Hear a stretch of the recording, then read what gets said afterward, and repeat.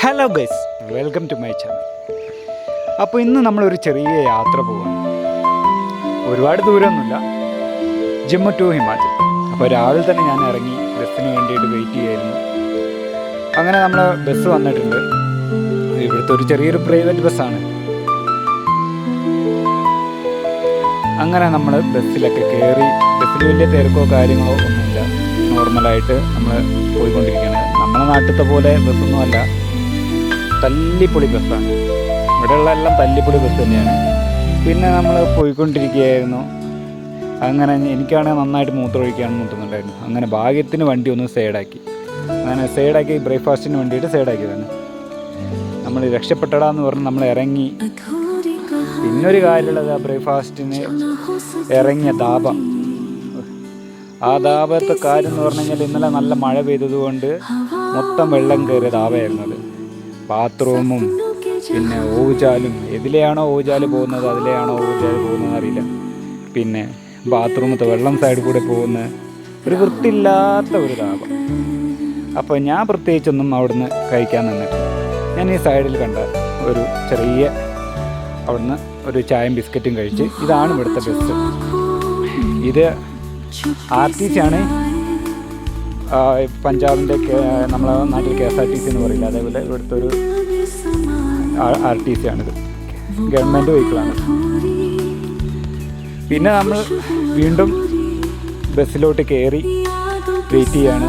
എല്ലാവരും വരാൻ വേണ്ടിയിട്ടെല്ലാം ആളുകളൊക്കെ വന്ന് തുടങ്ങി. ബസ് എടുത്തു. പിന്നെ ഞാൻ ഇറങ്ങേണ്ട സ്ഥലവും എത്തി. ഞാൻ ഇറങ്ങി.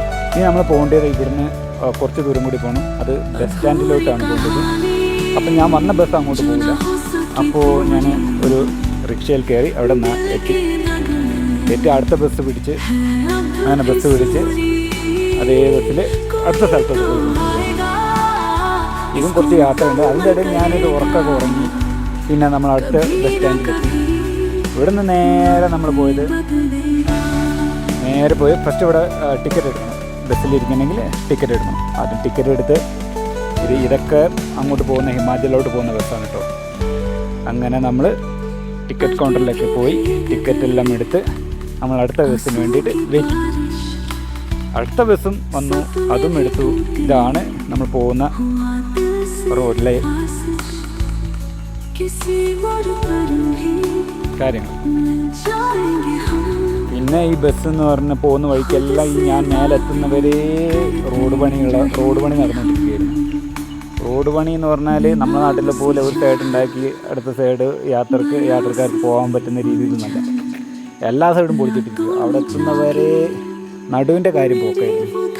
അതിൻ്റെ ഇടയിൽ മഴ പെയ്തിട്ടതാ മണ്ണ് വീഴ്ചയും കാര്യങ്ങളൊക്കെ ഉണ്ടായിട്ടുണ്ട്. അവിടെ എത്തുന്നവരെ തുള്ളി എത്തുമില്ലെന്ന് വരെ എനിക്ക് ഡൗട്ടായിരുന്നു. അങ്ങനെയായിരുന്നു ബസ്സിൽ പോക്ക്.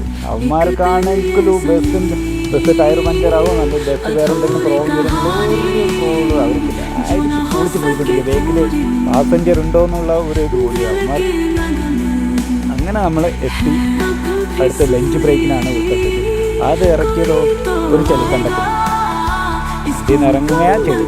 ഇവിടെ റോഡ് പണി നടക്കുന്നതുകൊണ്ടേ ഒരു വൃത്തിയില്ലാത്ത സ്ഥലം. ഞാൻ കയറി നിന്ന് ഇനി നമുക്ക് ലഞ്ച് കഴിക്കണം. അപ്പോൾ ലഞ്ച് കഴിക്കാൻ വേണ്ടി നമ്മളൊരു റെസ്റ്റോറൻറ്റിലോട്ട് പോയിക്കൊണ്ടിരിക്കുകയാണ്. അടുത്ത് തന്നെയാണ്. അപ്പോൾ പോയി നോക്കാം നമുക്ക് അവിടുത്തെ സ്ഥിതി എന്താണെന്നുള്ളത്. അങ്ങനെ ഇതാണ് നമ്മൾ വന്ന ബസ്. കണ്ടോ എങ്ങനെയുണ്ട് ബസ്. അങ്ങനെ നമ്മളിതാ റെസ്റ്റോറൻറ്റിലോട്ട് പോയിക്കൊണ്ടിരിക്കുകയാണ്. ആ റെസ്റ്റോറൻറ്റിൻ്റെ സൈഡിൽ തന്നെയാണ് ഇതിൻ്റെ ഒരു ബാത്റൂമും കാര്യങ്ങളൊക്കെ. നമ്മൾ ഈ നോർത്ത് സൈഡിലൊന്നും പ്രത്യേകിച്ച് വൃത്തിയും കാര്യങ്ങളൊന്നും പ്രതീക്ഷിക്കൊന്നും വേണ്ട.